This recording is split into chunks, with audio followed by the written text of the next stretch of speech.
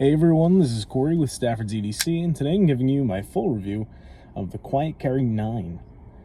Now this here knife is the newest release from Quiet Carry. You have a frame lock with fat carbon inlays, and this is sporting 20 CV opposed to their normal Vanax, which would have been a nice choice to see on this, but nevertheless, this is, 20 CV is a great steel, so kind of hard to complain about that. Nice to see them using an American steel as well, considering that this is made overseas. It's always nice to see 20 CV on knives, just as like a, kind of support your home team kind of a thing. This knife is excellent. I'm going to jump right to it.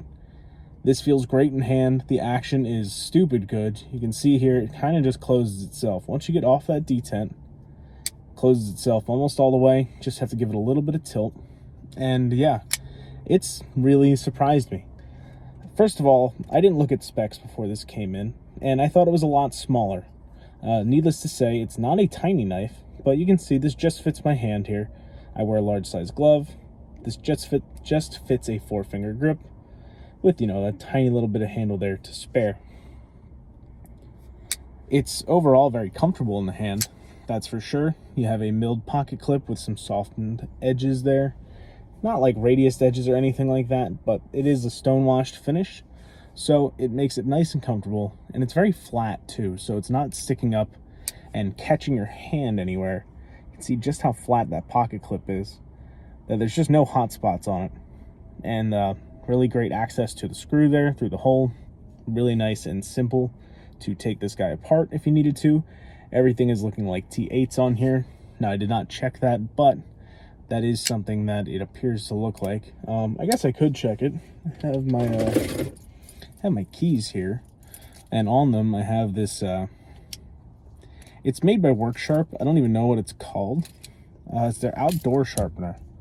Apparently, that's totally backwards for you guys, but it says Worksharp outdoor sharpener, and it comes with a T6, a T8, and a T10. Then you have diamond on one side. That's actually the ceramic side. It's just very dirty, and then a diamond.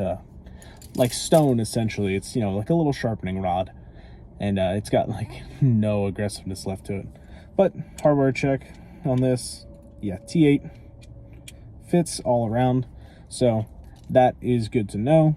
Makes it nice and simple to disassemble this guy if you need to, which you may, because this is on bearings, as you might have been able to tell by the action being so stupidly smooth. You're not really going to have that on many washer knives outside of really well done customs, so no surprise there, but the bearing action is great on this. It cuts extremely well. You have a full height, almost full height flat grind. You can see where it says Quiet Carry there, that there's just a little bit of a flat. It comes up to about this point here, and then you have full flat all the way up at the tip. And I really like this blade shape. It's very like classic.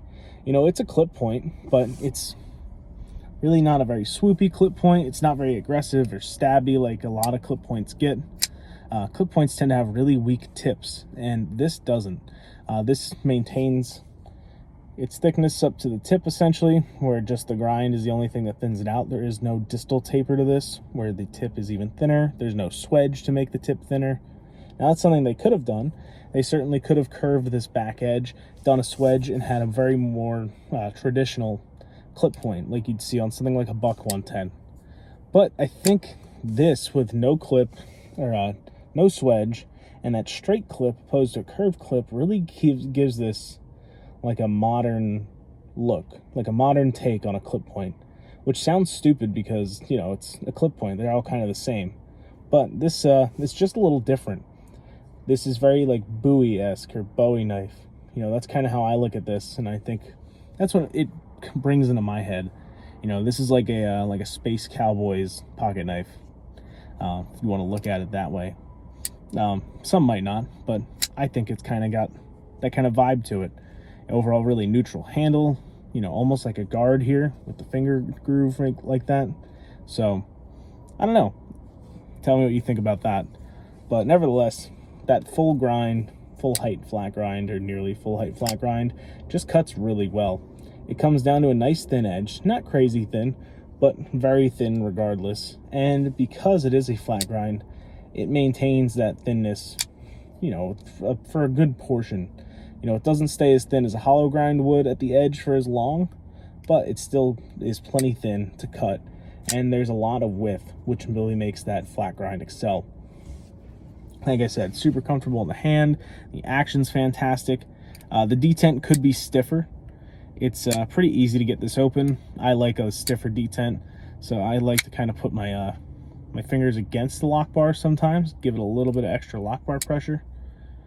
Granted, you would lose a little bit of that drop shuttiness with a little more lock bar pressure, but I would be willing to sacrifice this action for a stiffer detent personally. Though there's nothing wrong with the detent on this. It's pretty good. Just showing it off here, you can see that fat carbon there.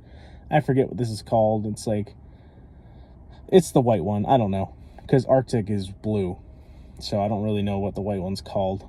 I could have done more research, but I didn't. You can see it there.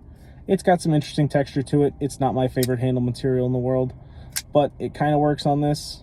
You know, since it's only half the handle and there's nothing on the lock side, I don't mind it as much as I do on other things like the Jack Wolfs, or in the video I posted probably one or two before this, the Kaiser Drop Bear that I had in.